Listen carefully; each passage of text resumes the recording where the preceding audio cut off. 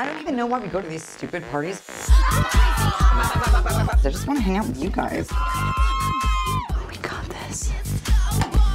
Someday, our kids are gonna play together. Movies set around a bunch of women having a good time in a very raunchy kind of comedy way have become all the things since Bridesmaids a few years ago scored a major box office hit and became a phenomenon. It's led to several rip-offs, the latest being Rough Night, which is really Bridesmaids meets The Hangover, meets Bachelor Party, meets a movie called Very Bad Things from a few years ago that Peter Berg directed. Throw in a little bit of Weekend at Bernie's, you know, you've got the stew here. That's really what Rough Night is. It's centered around a bachelorette party for Jess. Jess is played by Scarlett Johansson. Now, she happens to be running for state senate and doesn't want anything to muck up that race, but she's convinced to go to Miami with her best college friends for one last night before she marries her beloved Peter, who's a very kind of quiet guy who's very supportive and urges her to have a good time. Peter is played, by the way, by Paul W. Downs, who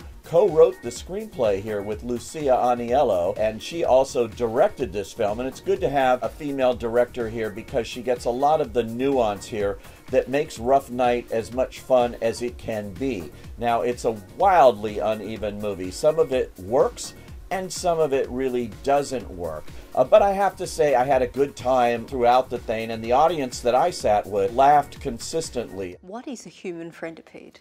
It's a photo we always take that's like the movie Human Centipede, where they're sewn together, mouth to bum, but it's with friends, so it's special. I feel like not the appropriate. Jillian Bell as Alice, she's the warm one here who has a reason for wanting to spend all this time with her best friends, and that gives it a little bit of heart, I think, this character, and she's also very funny. There is Zoe Kravitz, who's terrific as Blair, Alana Glazer, who sort of organized the whole thing as Frankie, and then there's Kate McKinnon. Kate McKinnon is just terrific as Pippa, who is Australian, and she's put on this Australian accent, and when I first heard she was doing that, I go, why? Well, you'll know why when you see this. She steals every moment she's in this movie. Kate McKinnon can do no wrong. Oh my gosh, what is she doing? Oh my God! Are you okay? I'm good. I'm really good. You sure? Because you landed right on your neck. Yeah, I just did a sort of straight shot, landed on the neck, snap, and we're back up. How are you alive right now? I don't know.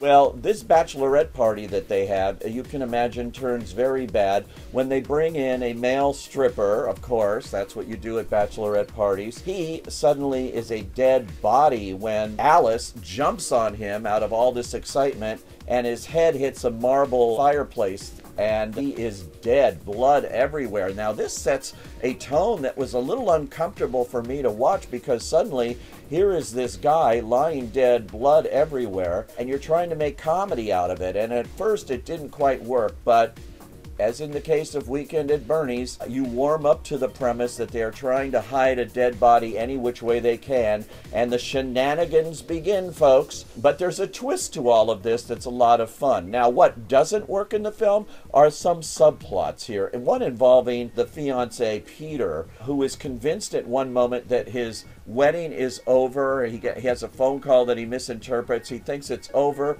and his own bachelor party becomes a funeral almost here. He goes off on a road trip that really goes nowhere and gets ridiculous, particularly when he winds up at this gas station. It is so stupid. I'm sorry. And since he co-wrote this, I have to blame him for writing a bunch of dumb stuff for himself. This is the girls' show, and they are all accomplished actresses. They do a great job together. You believe they are friends.